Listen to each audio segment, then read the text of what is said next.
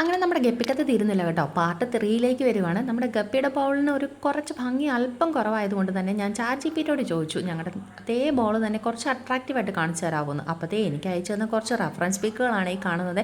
ഇതുപോലുള്ള എല്ലാ സാധനങ്ങളൊന്നും ഇല്ലാത്തതുകൊണ്ട് വീട്ടിൻ്റെ മുറ്റത്ത് കിടക്കുന്ന കുറച്ച് മീറ്റിൽ വെച്ച് അഡ്ജസ്റ്റ് ചെയ്യാമെന്ന് വിചാരിച്ചു.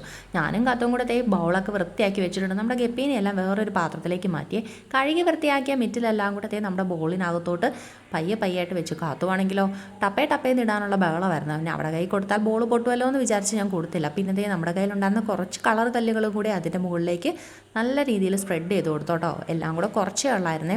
പിന്നെ അത് മാത്രമല്ല, പണ്ട് ശേഖരിച്ച് വെച്ചിരുന്ന കുറച്ച് വെള്ളാരം കല്ലുകളാണ്. ഇതും അതിനകത്തേക്ക് ഞാൻ ഇട്ട് കുറച്ച് അട്രാക്റ്റീവായിട്ട് ബാക്കി ദേ എടുത്തു വെച്ചിരുന്ന വെള്ളമാണ്. 24 മണിക്കൂറിന് ശേഷം എടുത്ത പൈപ്പിൽ വെള്ളം ഉപയോഗിക്കാമെന്ന് കേട്ടത് കൊണ്ട് ഞാൻ ദേ വെള്ളം ഉപയോഗിച്ചിട്ടുണ്ട്. ഫ്രണ്ട്സ് പിക്കിലുണ്ടായിരുന്ന പല സാധനങ്ങളും ഞങ്ങൾക്ക് ഇല്ലായിരുന്നു കേട്ടോ. പിന്നെ കിട്ടിയത് വെച്ച് ഞാനും കത്തും കൂടെ അഡ്ജസ്റ്റ് ചെയ്തേ. വഴിയിൽ ചെന്ന് നോക്കിയപ്പോഴത്തേക്കും ചെറിയ ചെടികളൊക്കെ വളർന്ന് നിൽപ്പുണ്ടായിരുന്നു. വെള്ളത്തിലിടാൻ പറ്റുന്നതാണ് എനിക്ക് കണ്ടപ്പോൾ തോന്നിയത്. ഞാനതേ അത് പറിച്ച് അതേപോലെ തന്നെ സെറ്റ് ചെയ്യാൻ നോക്കിയിട്ടുണ്ട് കേട്ടോ.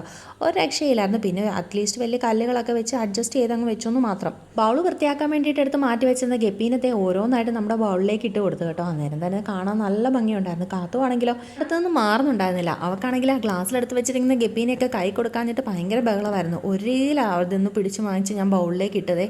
കൈ കൊടുക്കാത്തതിൻ്റെ അങ്കമട്ടാണ് ഇപ്പം നിങ്ങൾ ഈ കണ്ടുകൊണ്ടിരിക്കുന്നത്. ഞാനിത് ചവിട്ടി പൊട്ടിക്കും എറിഞ്ഞു പൊട്ടിക്കും എന്നൊക്കെ ഭീഷണി എന്നോട് കേട്ടോ. ഒരു രീതിയിൽ ഞാനതൊക്കെ മാറ്റിയെടുത്ത് കുറച്ച് തീറ്റിയെടുത്ത് കൈ കൊടുത്തപ്പോഴത്തേക്കും അത് മീനിട്ട് കൊടുത്ത് ഭയങ്കര സന്തോഷത്തിൽ നിൽപ്പുണ്ട് കേട്ടോ. അതെ, ഇന്നത്തെ കെപ്പി വിശേഷം ഇവിടെ തീർന്നു. ചാനൽ ആദ്യമായി കാണുന്നവരുണ്ടെങ്കിൽ സബ്സ്ക്രൈബ് ചെയ്യാൻ മറക്കരുതേ. അടുത്ത വീഡിയോ കാണാം.